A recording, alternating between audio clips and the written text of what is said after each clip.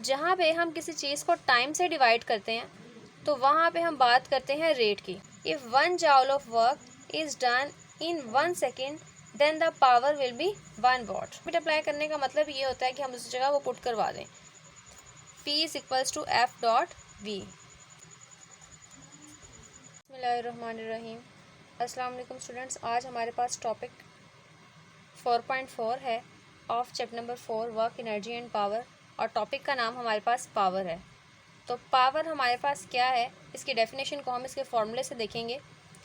यहाँ पर delta W हमारे पास वर्क को शो कर रहा है और जो डेल्टा टी है वो हमारे पास टाइम को शो कर रहा है।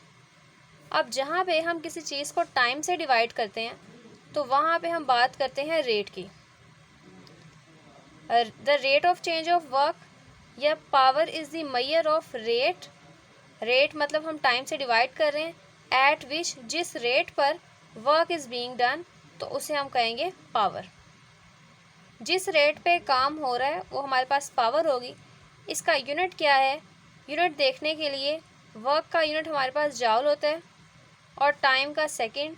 जब जाउल के साथ सेकंड ऊपर आएगा, यहाँ नीचे इसकी पावर +1 है तो ऊपर आके -1 हो जाएगी, और ये जाउल पर सेकंड इक्वल होता है वॉट के।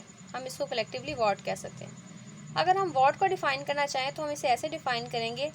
इफ़ 1 जाउल ऑफ, जाउल किसका यूनिट है? वर्क का। If 1 joule of work is done in 1 second then the power will be 1 watt. So it is defined as 1 joule of work is done in 1 second. उसके बाद हमारे पास instantaneous power, ये आपके लिए एक नई चीज़ होगी।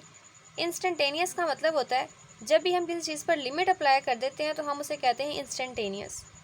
इस तरह हम इंस्टेंटेनियस वेलोसिटी, इंस्टेंटेनियस एक्सेलरेशन और दूसरी टर्म्स भी फाइंड आउट कर सकते हैं। इसमें हम क्या करते हैं, जैसे हमारे पास पावर है तो पावर में वर्क डन इक्वल होता है एफ डॉट डी के। तो जो डिस्प्लेसमेंट है उस पर हम लिमिट अप्लाई कर रहे हैं कि डिस्प्लेसमेंट की जगह हम 0 पुट करवाएंगे, तो लिमिट अप्लाई करने का फिर उससे लिमिट ख़त्म हो जाएगी। लिमिट अप्लाई करने का मतलब ये होता है कि हम उस जगह वो पुट करवा दें। तो अगर हम डिस्प्लेसमेंट हमारे पास 0 को अप्रोच करता है तो हम कह सकते हैं कि जो हमारे पास पावर है at any instant is known as instantaneous power. If power is expressed as a function of time, power के फॉर्मूले में टाइम आता है तो वो तो इसका मतलब यही होता है कि हम सिर्फ as a function of time represent कर रहे हैं। Then the instantaneous power at any instant is defined as, तो उसकी डेफिनेशन ये होगी। ये मोस्टली एमसीक्यू वगैरह में ही आएगा। ये वाला पोर्शन भी, इस तरह के सवाल जो है वो इस लेवल पे नहीं पूछे जाते, क्योंकि अब आप फर्स्ट ईयर पढ़ें, ये मैट्रिक लेवल की चीज़ें तो ये एमसीक्यूज़ में ही आएंगी। अब ये प्रूव आ सकता है P is equals to F dot B. अगर ये आपने मैट्रिक में नहीं पढ़ा तो ये इंपॉर्टेंट प्रूव है। स्टूडेंट्स, जो चीज़ें आपने मैट्रिक में एज अ शॉर्ट पढ़ी होती हैं उसके चांसेस होते हैं कि वो फर्स्ट ईयर में, सेकेंड ईयर में एज एन एमसीक्यूज़ पूछी जाए, और अगर किसी चीज़ को आपने एज अ लॉन्ग पढ़ा है तो वो एज अ शॉर्ट क्वेश्चन पूछी जा सकती है। तो हम इस प्रूफ को देखते हैं, P is equals to F dot V. तो इसके लिए सबसे पहले आप, क्योंकि पावर को प्रूव करने जा रहे हैं, तो पावर का फॉर्मूला लिखें जो कि इक्वल है change in work done divided by change in time. और वर्क डन किसके इक्वल होता है? वर्क डन इक्वल होता है एफ डॉट डी के। अगर आप चेंज इन वर्क डन की बात करेंगे तो वो इक्वल होगा F dot change in delta D के। तो यानी आप यहाँ पर लिख सकते हैं F dot delta D divided by delta T. अब यहाँ पर ये जो delta D divided by delta T है, यहाँ से आप एक रिलेशन निकाल सकते हैं, और वो ये है कि rate of change of displacement, rate का मतलब टाइम, जैसे मैंने पहले बताया था, rate of change of displacement with respect to time is equal to velocity. तो यहाँ पर आप लिख सकते हैं F dot delta D divided by delta T, और ये इक्वल होगा एफ डॉट वी के।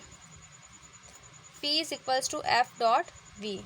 फोर्स भी वेक्टर है, वेलोसिटी भी वेक्टर है, जबकि P हमारे पास एक स्केलर क्वांटिटी है। तो हम पावर को ऐसे भी डिफाइन कर सकते हैं, the scalar product of force and velocity is called power.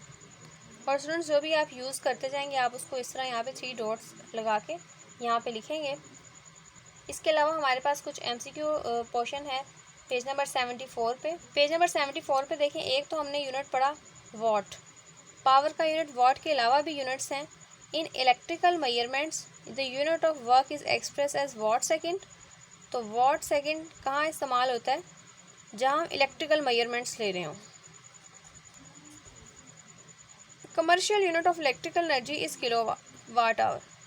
Kilo watt hour को हम रिप्रेजेंट करते हैं के किलो, डब्ल्यू से वाट, एच से आर।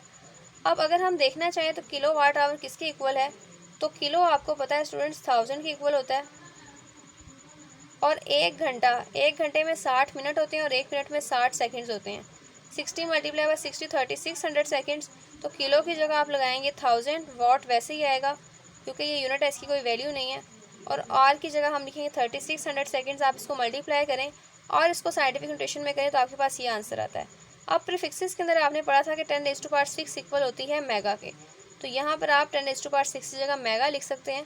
तो 3.6 mega joule is equals to 1 kilo watt hour. ये आपसे एमसीक्यू में पूछा जा सकता है और इसकी मैंने आप लोगों को एक्सप्लेनेशन दे दी है। ओके स्टूडेंट्स, नेक्स्ट लेक्चर में हम एनर्जी पढ़ेंगे। तब तक के लिए थैंक यू एंड अल्लाह हाफ़िज़।